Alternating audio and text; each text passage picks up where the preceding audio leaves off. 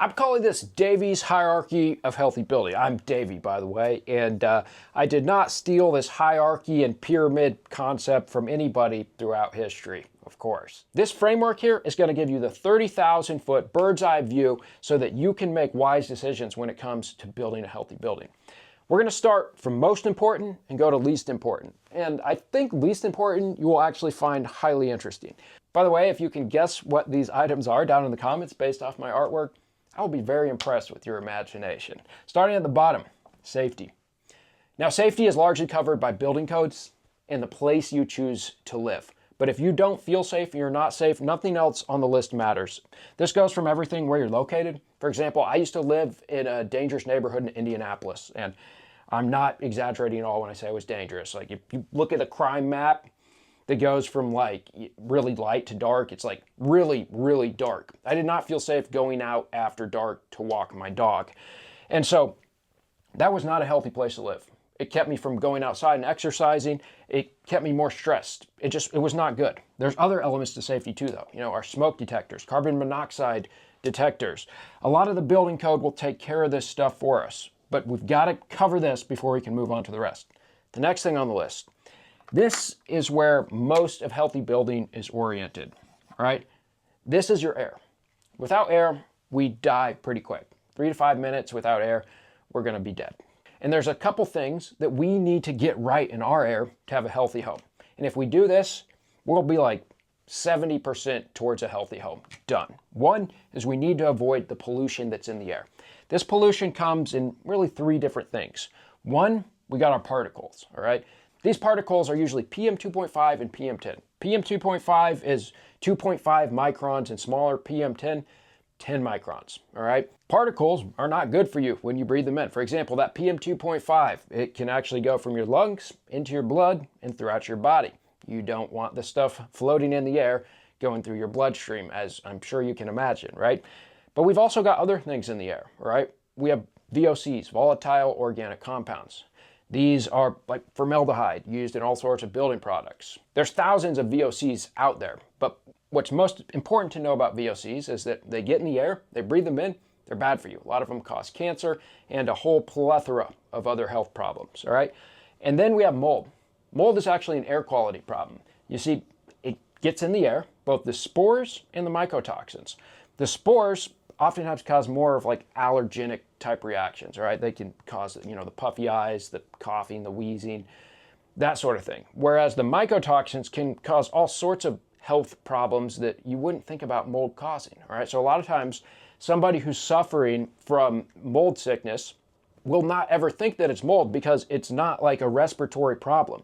People think, oh, it would be like my allergies if it was mold. It's like, no, that's not true at all necessarily. Mold sickness can portray as a lot of different things, actually. It can portray as like ADHD-like symptoms, depression, you can have athlete's foot, you can have weird rashes on your skin, you can have terrible brain fog, and there's a bunch that I'm not even thinking of here. Now, those are the main things that would be polluting our air, but we also need to make sure the right things are in our air, all right? So, for example, if our house is sealed up too tight without enough fresh air getting in, we might have carbon dioxide buildup and not enough oxygen in the air, which you're probably not going to die from that, from the levels that would happen naturally inside of your home, but it's not as good for you. You don't sleep as well. Your brain doesn't function as well. You don't feel as good. So avoiding chemicals, having fresh air, avoiding mold, we've described a huge amount of healthy building right there. But let's move on. This right here, water. This is our second most thought of item when it comes to healthy building. We got to have healthy water. You know, some of the things that might show up in your water, depending on where you're at, you could have excessive nitrates from the fertilizers if you're in the country. They could also flow to the cities as well. You could have bacteria from a septic field or an animal farm. You could have lead. You could have chloroform. You could have forever chemicals. That's a big one that's been known to cause fertility problems and cancer.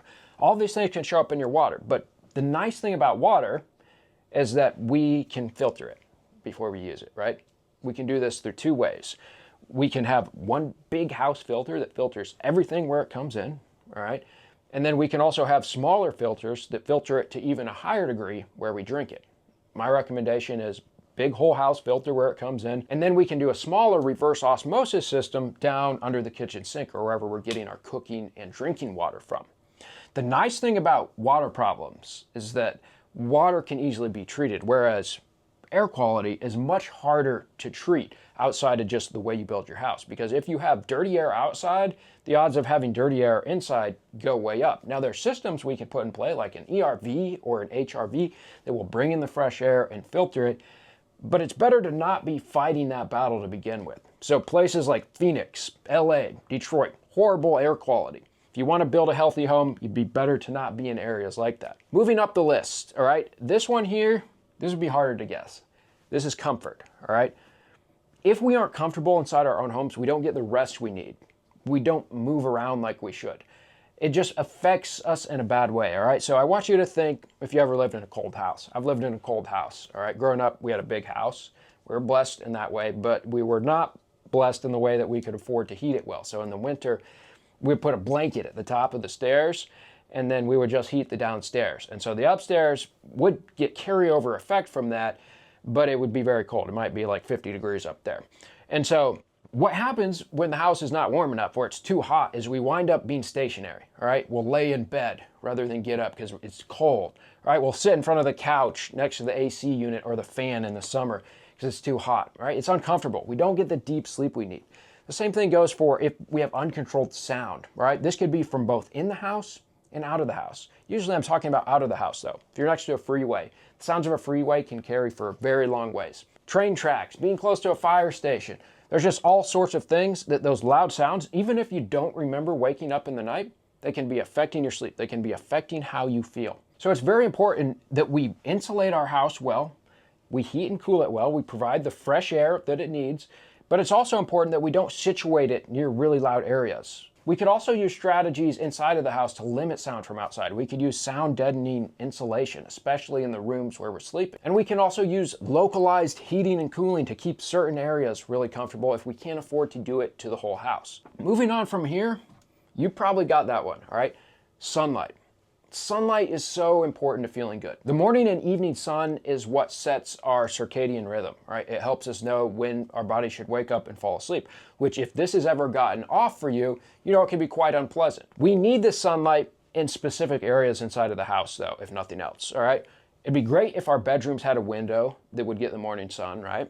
But even more important than that is having a living area inside of the house that can get both morning and evening sun. So I live in a house right now that only has bedrooms on the east side of it where the sun rises. But I would find myself in the bedrooms while I was drinking my coffee in the morning because I just wanted the sun. I just needed it to wake up. It felt good. It was warm. And before I even had done the research that the sun woke me up, I inherently knew I needed that morning sun. Evening sun, probably not quite as important, but if we could have a family area in the house, whether that's the kitchen or kitchen dining that stretches east to west, and we get both that morning and evening sun in there, that will be optimal for the people living inside. And lastly on the list, we have social gathering space / designing to where people will interact in the home and not just be inside of their own bubbles. It's easier to say how not to do this than to do this. For example, the open concept in theory should make people interact more. But a lot of times what happens is the open concept just sends people off to their own rooms because they need a little bit of privacy. Whereas a more cozy layout that has some nooks and crannies where people can tuck in and do their own thing while still being close to one another might actually give better results. Other items that push people away from each other and into their bedrooms to where they're not interacting would usually be technological related, all right? Obviously TVs, iPads, Wi-Fi, technology in general, and I'm not advocating against technology, but these are all things to consider because we need social interaction. We feel so much better when we interact with people.